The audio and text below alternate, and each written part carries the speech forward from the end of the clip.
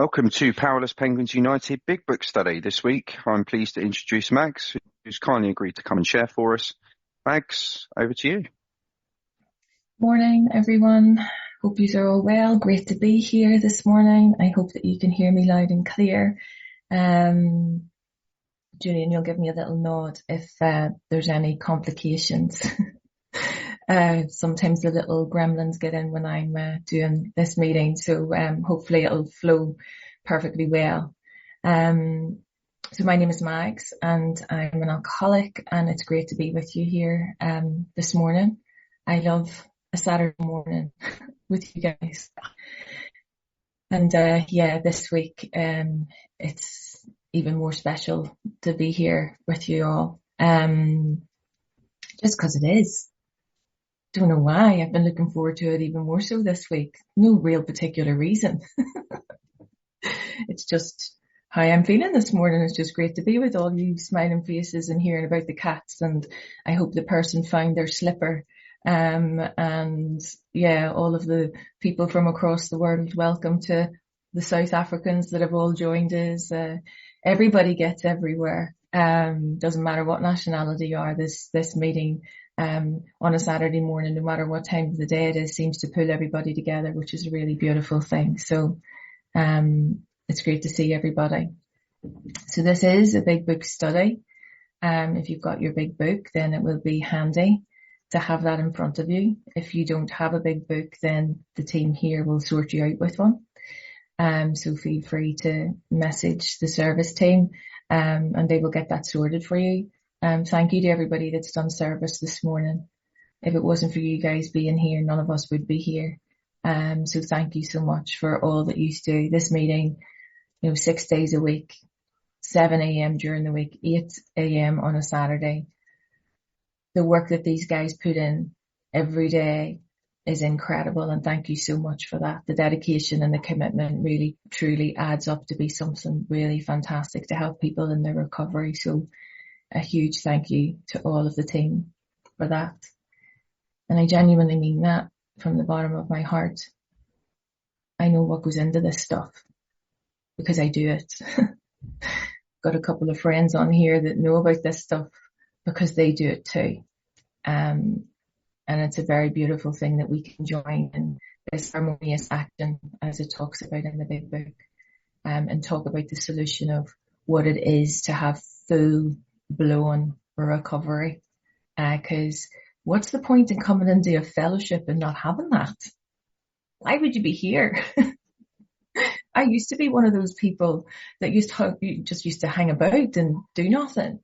But now I'm not that. I have what I like to call full-blown recovery, because that's how it feels. It's like, wow, life is so full, and in a really, really, really good way.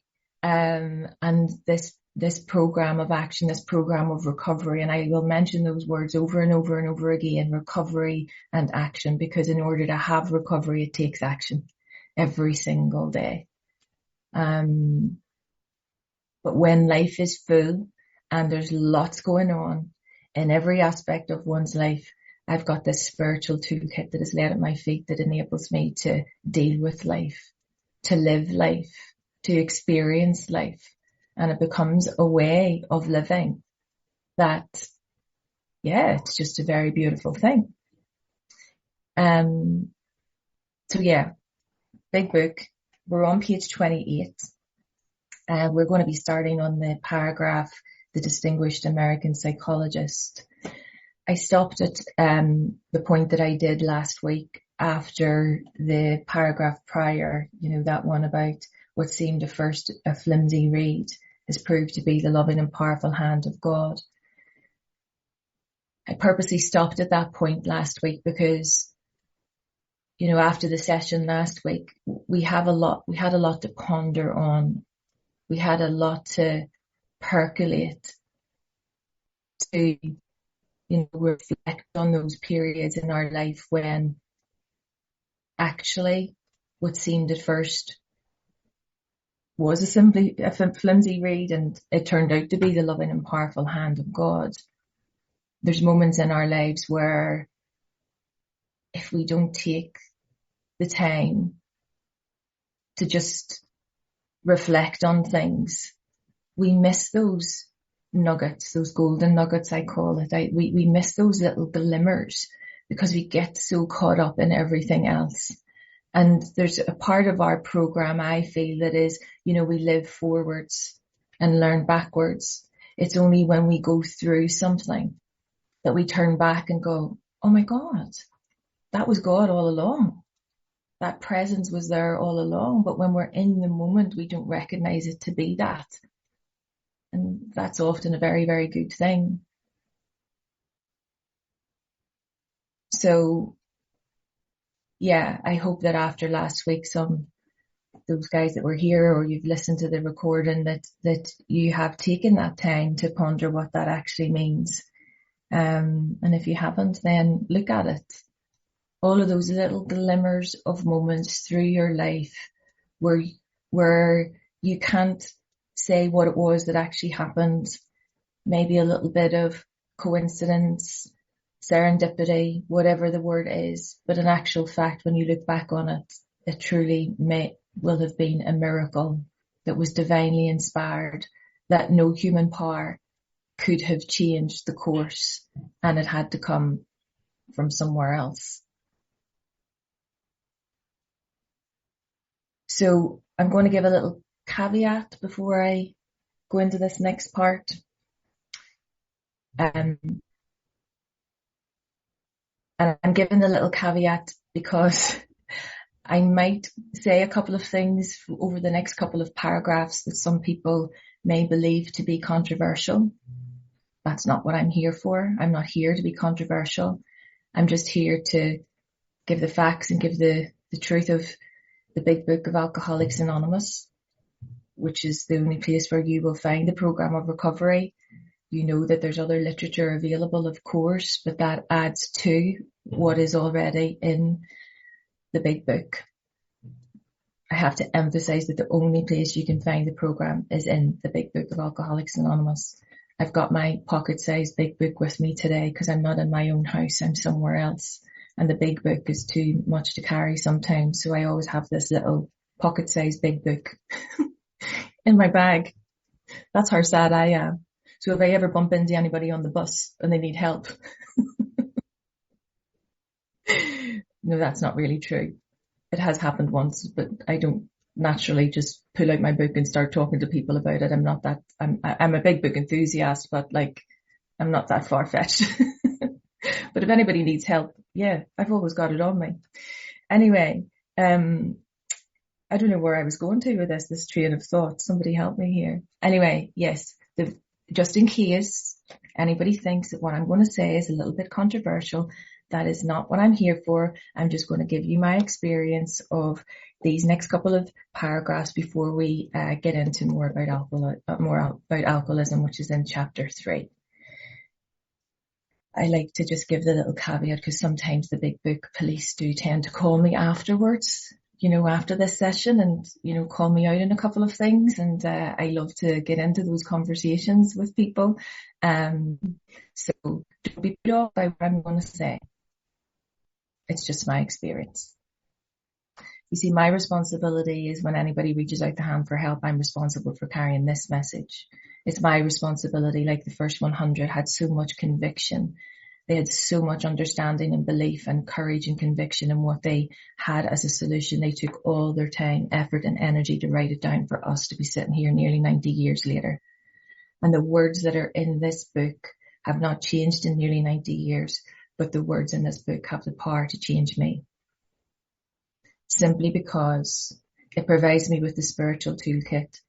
And with my sponsor simply took me by the hand and placed my hand into the hand of the God of my own understanding. That is critical. Took my hand and placed my hand in the hand of the God of my understanding. Now we're in step 1 here. We're in step 1 right up until page 45. Where we're at in the book right now, page 23 to page 43, we're in the mental obsession. We've already dealt with the physical allergy through the doctor's opinion. So we're working through the mental obsession as we move into chapter 3. But within chapter 2, there is a solution. We've been introduced to the spiritual toolkit that is laid at our feet. We've been introduced to the spiritual experience on page 25, as described by the first 100. We've been introduced to the spiritual experience as described on page 27 by Carl Jung. And we've been introduced to the spiritual experience, appendix 2 at the back of the book, page 567. So even within this tiny little chapter, it starts on page 17 and finishes on page 29. We've had a number of instances where we've been drawn to discuss and talk about the spiritual experience. And in talking about the spiritual experience, we're going to talk about God. Now, if you're in this room and you don't like the God word, that's okay. If you're in this room and you're agnostic atheist, that's okay.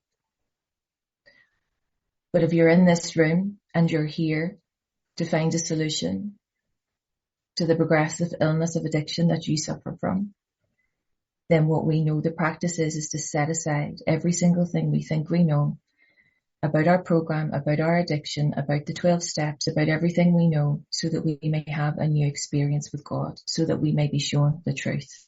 It's important that you understand that we're having the experience with God. I am not going to feather this up.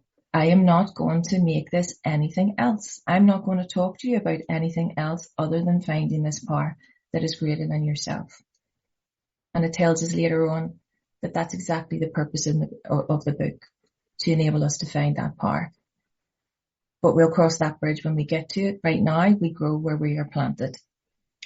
So the paragraph begins, this distinguished American psychologist, William James, in his book, Varieties of Religious Experience, indicates a multitude of ways in which men have discovered God. We were introduced to William James and the varieties of religious experience when we went through the appendix at the back of the book, page 567. They refer to this gentleman's book. I haven't read the book, but a very well-informed member of the fellowship here, who's a very dear friend of mine, who's 52 years sober, has shared his experience of this book. And yes, it's a good read. It's very academic, but not one that I've looked into at this point. But the reality of it is, the summary of what he says is, there's a multitude of ways in which men have discovered God. I love that word, discovered.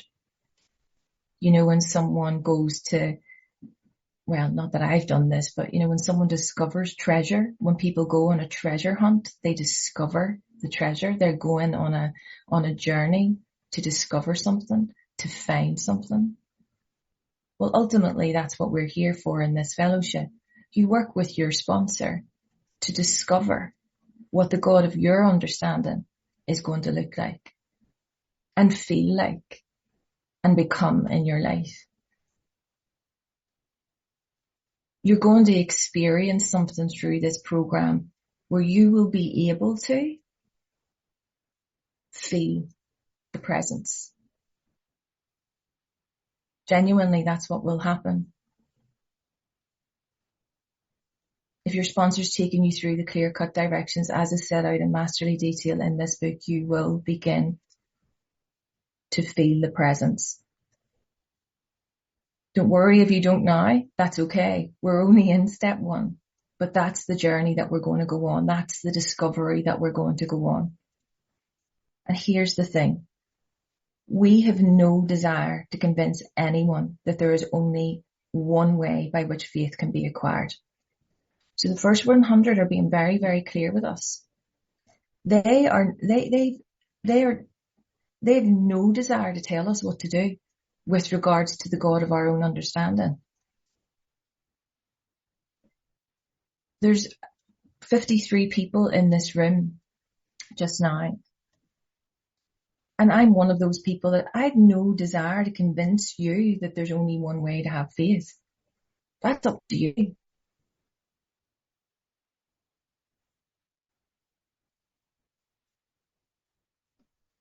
If what we have learned and felt and seen means anything at all, It means that all of us get that.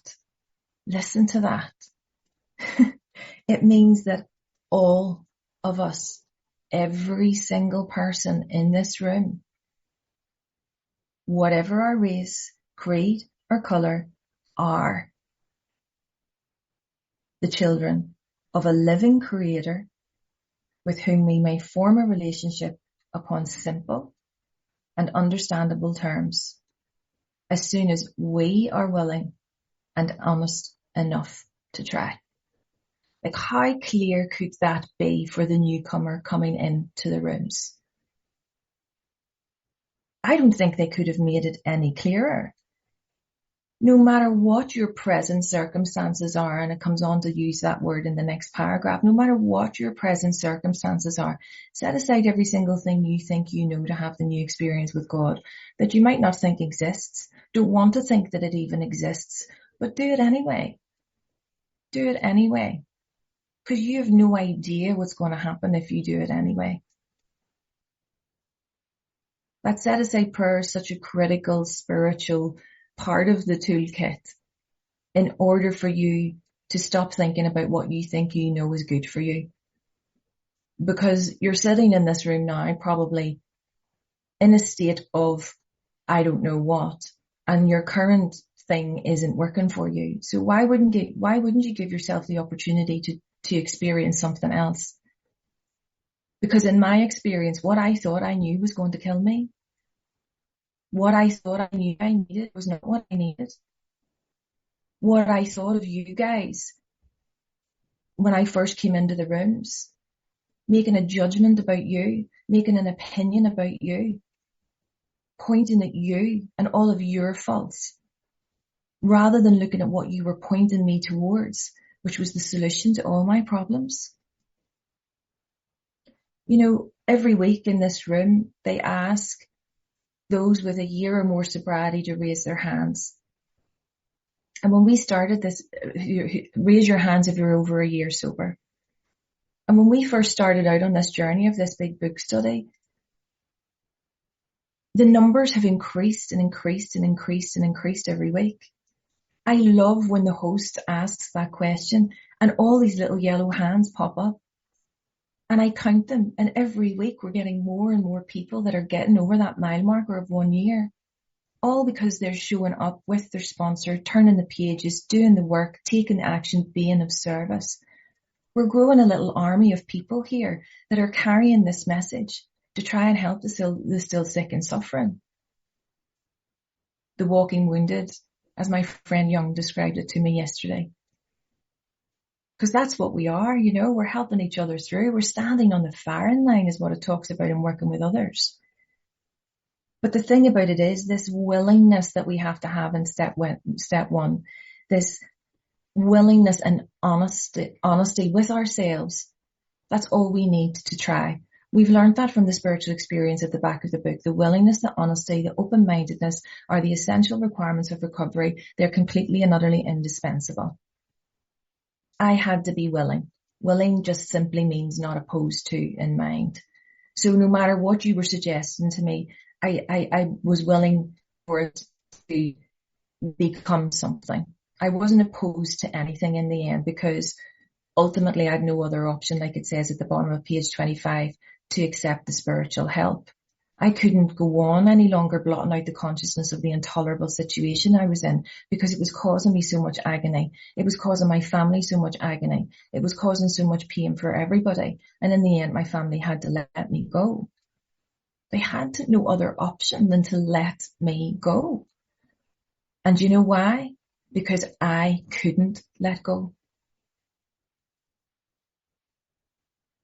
So thank God they did let me go in order to free me up to do the same. You know, all those little disasters that you might think that are happening in your life right now, disaster after disaster after disaster, calamity, calamity, calamity, chaos, chaos, chaos, which inevitably you're probably causing yourself if you're anything like me. But all of those disasters and chaos and all of that, genuinely, are just rerouting you to somewhere else. And with your sponsor, that rerouting will take you to a solution that will solve all your problems. And here's the thing, those having religious affiliations will find here nothing disturbing to their beliefs or ceremonies. There is no friction among us on such matters. So if you're already part of a religious organization, happy days. Happy, happy days. However, you still have to set aside every single thing you think you know to have the new experience with God. Because even though you're in that organized religion or you have that affiliation with that religion, there's something that isn't quite working. That's the simplest way that I can put it. So in order to find something that will, you've got to set it aside. Now here's the little bit of stuff that might seem a little bit controversial. It's my experience. When it comes to this God thing, we complicate the life out of it for newcomers. We make it so inaccessible that we put people off going through the process. I was so confused. I was so confused when I got into the rooms because people were telling me stuff that wasn't from the program of recovery. They were saying things that they were making up themselves, thinking that they were making it easier for the newcomer. And that actually they were making my life more complicated in the sense of I couldn't work out what they were talking about. Because when I then went referred to the book, I was like, well, that's not what it says in the book. So for example, you can't start the program if you haven't got a God in your life. What? That's not what it says. You don't have to have a God to start the program. Start the program. Like it says in the paragraph at the top of page 28, we sought the same escape as the desperation of drowning men. Do you think a drowning man who hasn't got God all of a sudden thinks, oh my God, I'm going to drown because I haven't got a God in my life? No, they stretch out, they ask for God, and in that moment, lo and behold, a power arrives and something happens. They're no longer drowning. That might not make much sense, and I don't know whether it's saying it well enough. But you know what I mean? If I fall into a river and I'm drowning, I do everything that I possibly can to get out of it. I call upon God, and all of those times where I did call out to God to say, God, please help me, please help me, please help me. And I didn't think that God was helping me. But lo and behold, that was the flimsy reed. That was the powerful and loving hand of God all along. So you can start this program if you haven't got a God in your life. The purpose of the book is for you to find that power. And you don't have to call it God. You can call it whatever you like, in the sense of it gives you spiritual terms to use. The book gives you those spiritual terms to use. You know, spirit of the universe, realm of the spirit, father of light. You could call it Mother Nature. You can call it Christ, because that's in Bill's story as well. It is another word for God. There's 52 pronouns in the book for the word God. So if you don't like God, find the one in the book that you like and can identify with. I love Father of Light. The Father of Light that presides over us all. It's the top of page 14. It's a beautiful way to think of the God of my understanding. But then sometimes I like Spirit of the Universe. So, you know, what does that mean to me? And there's a part in We Agnostics where it brings all of that sort of stuff alive. But again, we grow where we're planted. The other thing that used to say to me in the rooms was, oh, you need to get good orderly direction. That'll be a God. Good orderly direction. What? What's good orderly direction? I'm trying to get off drugs and alcohol. What are you talking about, good orderly direction? Now, I understand what they were referring to was the second half of the first step, i.e. the unmanageability of my life. But when I'm sitting in the rooms in the first, lot of days in there and they're talking to me about good orderly direction, they're not referring to in the terms from the program about the fact that I'm powerless over alcohol and my life is unmanageable. They're just talking to me about good orderly direction, and I'm looking at them going, well, the thing about it is I'm really good at getting things in order. I'm really good. I'm holding down a job. I have to organize things in my job. I'm really good with my family. So yeah, my life is 100%. And, I've got a house and everything's in good order. Absolutely. I didn't know what they were referring to and how that translated as God. So I was like, oh, whatever. Then the other thing that really got me going, what you got to do is get this God in your life. This group of drunks. What? Group of drug addicts. I have this thing that I'm trying to get away from the group of drunks that I'm hanging about with. I'm trying to get away from the group of addicts that I'm hanging about with. Why would I want to be hanging out with a group of drunks when that's the nature of the problem that I have? Don't confuse the matter for me. Don't confuse the matter for the newcomer. Talk to me about what it says here. Talk to me about the fact that it is the God of your own understanding. It doesn't matter what your affiliation is now. It doesn't matter what it's going to be in the future. Just let me take you by the hand, place it into the hand of a power that is greater than you. And it's not the chair. It's not the double-decker bus. It's not the doorknob. You can't make it whatever you want. Do you know what I mean? It has to be a power greater than us. And I understand 100% what these people were trying to do. I understand it. These little acronyms that we use in the fellowship, people are trying to help. I get that. But with my experience, oh my goodness me, it caused me nothing but confusion to the extent where I was like, you know what? I do not want to hang out with you group of drunks, group of addicts. My life is in good, orderly direction. I didn't have the gift of desperation yet. It came, but I didn't see it as a gift until I went through the program. Now I see it as the gift because I understand what it is. So even with what I'm saying, set aside every single thing you think you know to have this new experience with God. The position that I face every single time when I'm with my sponsees is, how do I stay true to the nature of what it says in this book to keep alive the simplicity and understandable terms of the program of recovery and the program of action? It is my responsibility to keep it simple. Yes, it is that phrase, keep it simple. But the only way that I can keep it simple is by doing this, not by doing my own way, not by giving it my own abbreviations, not by giving it my own definitions. It is so simple we could miss it. So, big book police, you might not like what I'm saying here. That's okay. That's just my experience. This part of the book on page 28 is a critical part for the newcomer to understand what the God thing is in our fellowship.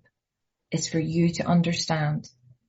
It's for you to know that no matter what your race, creed, colour, where you live, what you do for a living, none of that matters in relation to the power that is greater than yourself.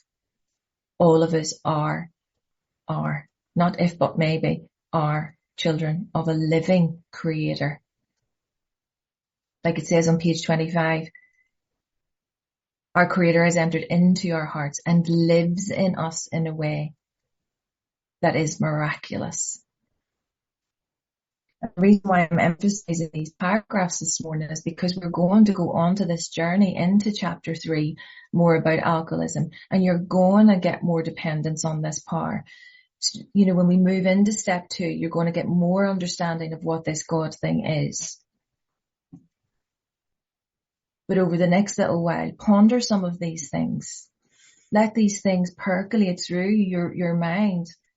You know, when you're being of service, when you're speaking with other alcoholics, let's be true to the nature of what God is and making it accessible and letting people know that it's there, enabling people to discover it in a way that is so simple and not complicated.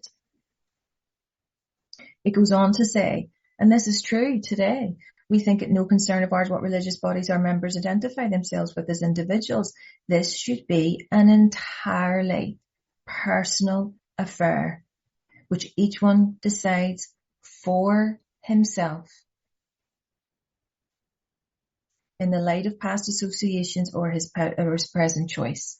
When a newcomer comes to me, or I approach a newcomer and they're fearful of this God thing, all I say is, listen, set that aside. I know that I'm a broken down record when it comes to this. Just set that aside. You do not need to be concerned about that God thing. Let's just talk about getting you started. Let's just talk about understanding where you're at right now. Let's just talk about this powerlessness thing. Let's just talk about the potential unmanageability of your life that you're experiencing. Let's talk about that first. And little by little, the other stuff starts to happen. And not all of us join religious bodies, but most of us favour such memberships. I was brought up in an organised religion. I still, dip in and out of that. But my program of recovery is a spiritual program. I have no real affiliation, and in actual fact, I'll go anywhere in the world to experience any religious experience because it is open to all men, like it says in the spiritual experience at the back of the book. I know our friend Julian has recently been on a beautiful trip to another part of the world to a completely different, thought process around religion and spirituality. And there's no doubt that experience will have enhanced his experience of life in general. And he can apply those spiritual terms within the work that he does, with his sponsees. But that's his understanding. It's the power that runs through him. It's the power that runs through me. I don't enforce anything upon anybody. It's for you to decide. No sponsor will enforce anything. Absolutely and utterly not. They will help you discover. They will help you discover this beautiful thing that is inside you that has no words to describe it potentially, because I can't articulate what it is, but I now know that it is there. I really, truly know from the bottom of my heart, with every fibre of my being, that it is there, and so will be for you. And I love the way the first 100 are a little bit clever, because they take us right back to some work that we should be doing. They remind us here about the first action from the preface, moving on from the God thing here. So the first action in the preface that we did many weeks ago is to read the personal stories at the back of the book. That's the first action in the book. And it reminds us, are you still doing that? Because if you're not, get back into it. So in the following chapter, there appears an explanation of alcoholism, which we're going to move into as we understand it, then a chapter addressed to the agnostic. Many who were once in this class are now among our members. There you go. So you might be agnostic or atheist, but you're still going to be in this fellowship because you're going to find that power. It's going to change, people. It's going to change. Surprisingly enough, we find such convictions no great obstacle to a spiritual experience. There is no obstacle. Keep your mind open to all spiritual concepts. No one need have difficulty with the spirituality of this program. Atheist, agnostic, otherwise. The spiritual experience at the back of the book will tell you that. No great obstacle. Jeez, isn't that amazing? Something that is just so free and open to everyone as long as we're willing and honest about it. Isn't that incredible? Where else would you get that stuff? You're given this for free. A solution to your life. For free. There's no amount of therapy that gives me what this program did. Genuinely. So further on, clear-cut directions are given showing how we recovered. So and these are followed by the 42 personal stories. So that little line is important. Further on, there's clear-cut directions showing how we recovered, right? That's the 164 pages. As we continue through the pages, they're the clear-cut directions. The clear-cut directions are followed by the 42 personal stories. The 42 personal stories are not the clear-cut directions of the program of recovery. That has to be pointed out. The personal stories are not the directions for the program. What they are is described in the next paragraph. Each individual in the personal story is described in his own language and from his own point of view, the way he established his relationship with God. These give a fair cross-section of our membership and a clear-cut idea, not clear-cut directions of the program of recovery, but a clear-cut idea of what has actually happened in their lives. So those personal stories give the demographic of the people in the fellowships that have changed over the years. The first instruction is you read these personal stories, you try to identify with, did I drink like that? Did I use like that? Did I think like that? Did I feel like that? And at the end of each of the story, do you think this program can work for you too? That's all those stories are there for. There is another reason, which I'll get on to when we get further into the book. But right now, if you've stopped reading those personal stories or you've forgotten to read those personal stories, get back into them. Because this isn't the last time they remind us of the action that we need to be taking. They're very, very clever. The first 100, they never let us forget. And get this last paragraph is these people that wrote this book are so humble. They're just so incredibly humble. They want every single person here to get this.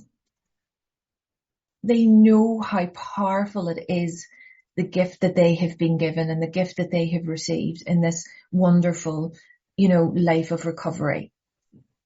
They go on to say, we hope no one will consider these self-revealing accounts in bad taste. None of it's bad taste. It's our lives. It's the experience that they're sharing with us. Our hope is that many alcoholic men and women desperately in need will see these pages, and we believe that it is only by fully disclosing ourselves and our problems in those stories that they will be persuaded to say, yes, I am one of them too. I must have this thing. Right the way back to the last paragraph in the preface where it tells us, I think I need to have, yes, that happened to me, or more important, yes, I felt like that, or most important, yes, I believe this program can work for me too. So the thread of the solution runs right the way through from the front cover page all the way through the 164 pages. They never let us forget. Do you think this program can work for you too? Read those personal stories and start to see. They give you a clear-cut idea as to how people built their idea of the God of their own understanding. But your sponsor is the only person that will be able to give you the clear-cut directions and what the actions are that you need to take. And then after this point, my sponsor turned the page. I looked at chapter 3 and I looked at the title and it said more about alcoholism. And I looked up at him and I said, are you having a laugh? I need to know more. Like there's more to know. You've already given me a whole load of stuff and you're telling me. At this point, I became quite exasperated. What more can you tell me about this stuff? But in actual fact, this chapter is incredible. Of course it is incredible. It's very fine-tuned. It's very perfectly placed. Knowing what we already know, it's going to give us even more information about this mental obsession that we have. We've got another, 13 pages to explore here to get to the end of the mental obsession. And we need to know more about alcoholism for sure. Within this chapter, there's 4 stories which bring to life a number of examples of addiction. 4 very different stories, but all with the same thread about the mental obsession. There's also, in addition to the 4 stories, there's 3 little pointers, 3 little tests, if you like. I need to find another word for it. It's not really a test, but 3 little pointers that are good for you to tap into to understand, this mental obsession thing. Have I tried this? Yeah, I have. Okay. So it's not working. Okay. So this is probably the place where I need to be, because in order to overcome this addiction, I can identify with everything that they're saying in here. So remember that 4 stories, 3 little pointers, 3 little tests. And I'm going to point that out as we go along. So I'll do just a couple of paragraphs of this because there's so much in it. So most of us have been unwilling. We have been opposed to in mind. We've been unwilling to admit, to let the idea in that we were real alcoholics. A real alcoholic is that which is described on page 21. That person who at some point in their drinking career has lost all control in their using. Is that you? Are you unwilling to let the idea in that you're a real one of us?